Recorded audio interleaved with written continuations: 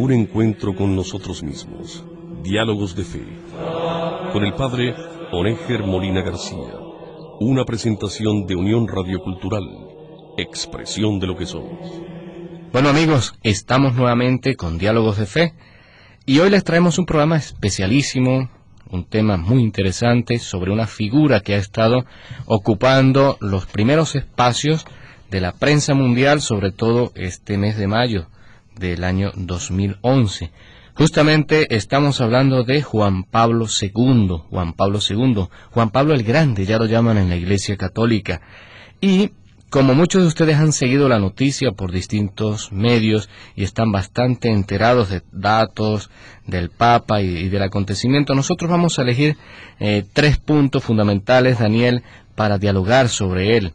El tema del perdón, la importancia del perdón. El segundo es el tema de la paz y la justicia social, toda la búsqueda de la justicia social. De paz, el Papa. Correctamente. Y el tercer asunto que vamos a tratar es el tema del dolor y del sufrimiento humano. Juan Pablo II decía en una oportunidad, siempre me ha llamado la atención esta frase: estoy convencido de que cada uno de ustedes ama la vida, no la muerte, el éxito, no el fracaso, la felicidad y no el dolor. Por eso nosotros al final vamos a cerrar con ese espacio dedicado al tema del dolor.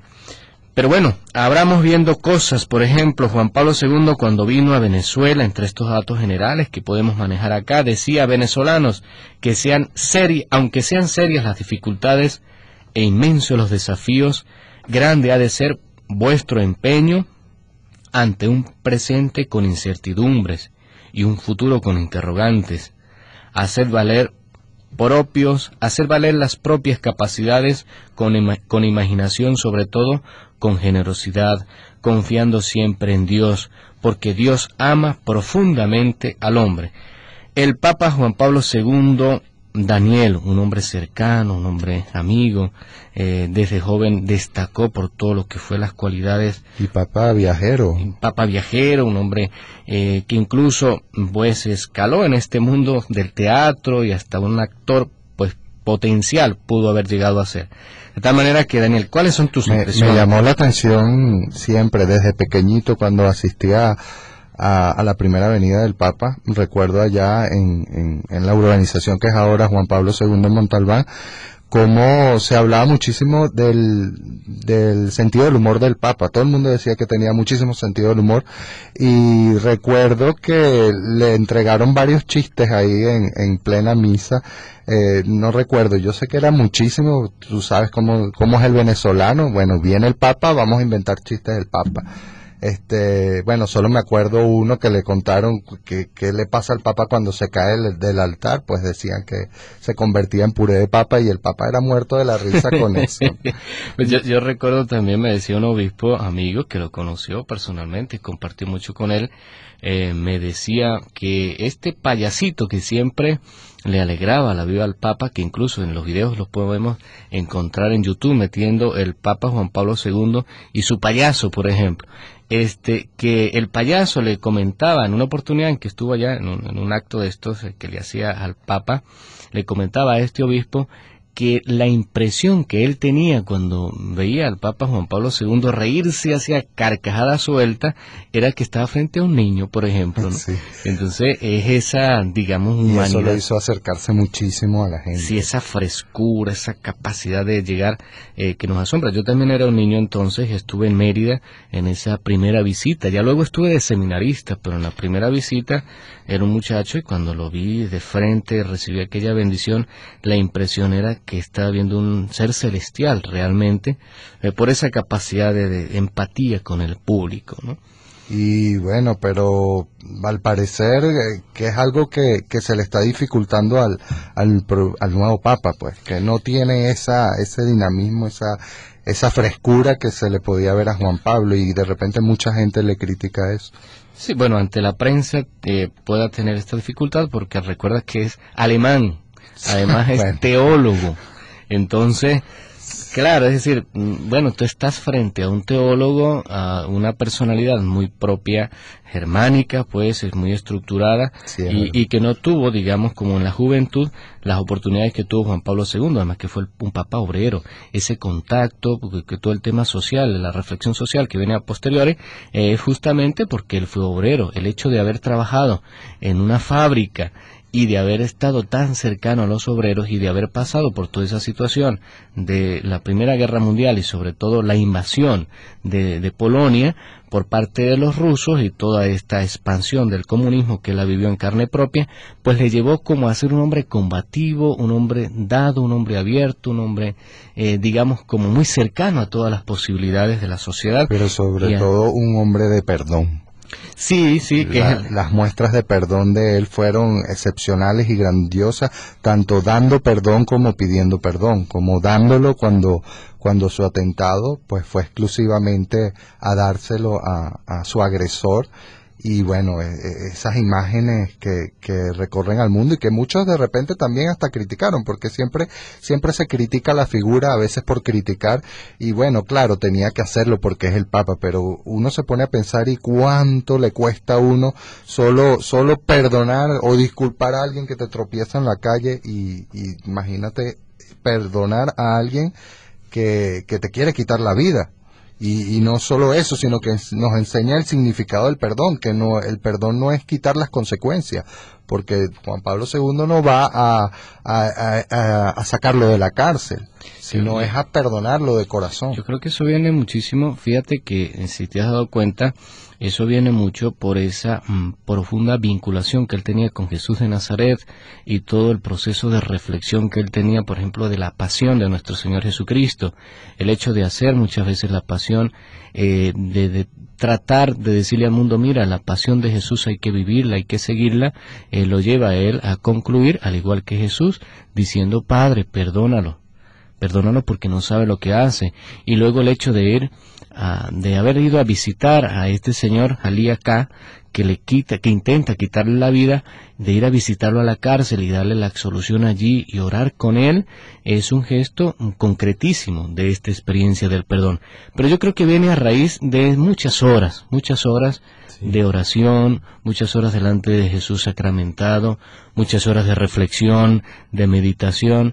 Eso lo lleva a tener pues como esa dimensión, digamos, y esa capacidad de ser un hombre universal y un hombre abierto al perdón y a la paz. La misma ceremonia que realizó del perdón en el año 2000, donde pide perdón de parte de la Iglesia, pues se responsabiliza por todos los pecados de toda la Iglesia, de todos nosotros, y bueno, fue un mensaje bien claro y conciso de que todos somos pecadores, que la Iglesia no es perfecta, y entonces ahí culmina como que todo un ciclo de enseñarnos cómo es el perdón, cómo debe ser el perdón. Perdonamos, pero también tenemos que tener la humildad de saber pedir perdón. Sí, yo creo que ese dato de querer recoger todo lo que significaron los pecados de la Iglesia con las distancias históricas que hay que salvar y entender que quienes vivieron en la época eran hijos de su tiempo, de su cultura, de su realidad, y por eso, pues muchos de la Iglesia participaron en este asunto de la Inquisición, por ejemplo, ¿no? Porque creían que estaban haciendo justo y lo correcto en su momento, aunque fuese injusto y aunque fuese en contra de los valores del Evangelio, pero eran hijos de su cultura y de su tiempo. Ese detalle es una lección para los católicos de este tiempo, y yo creo que muy actual para Venezuela también.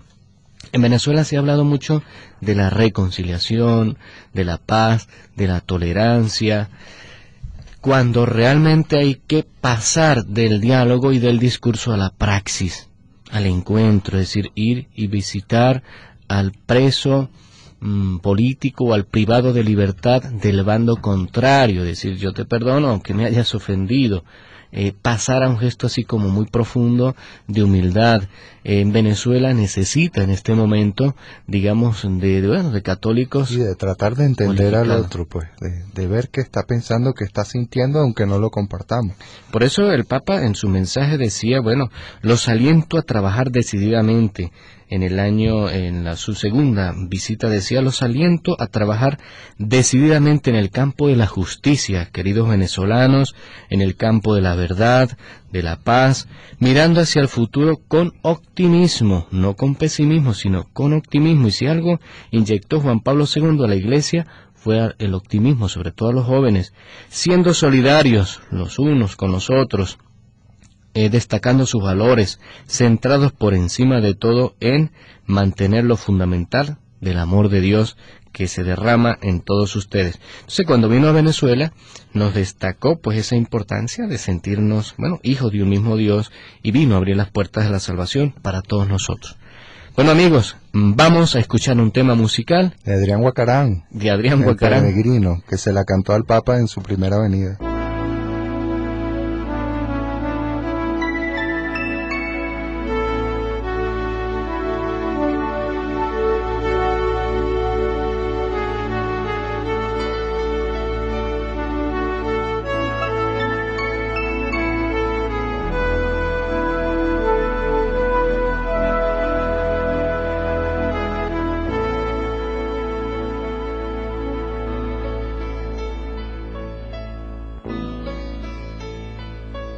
Un día por las montañas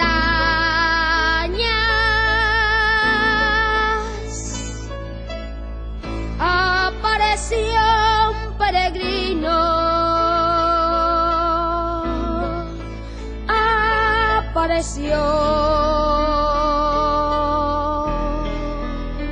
un peregrino.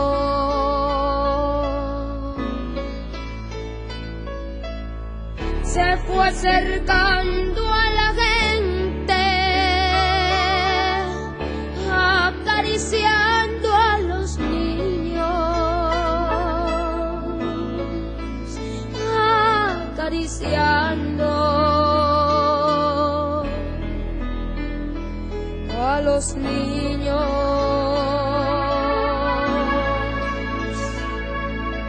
Iba diciendo por los caminos, amigos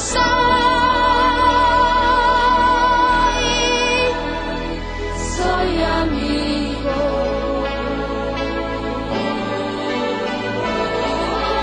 Iba diciendo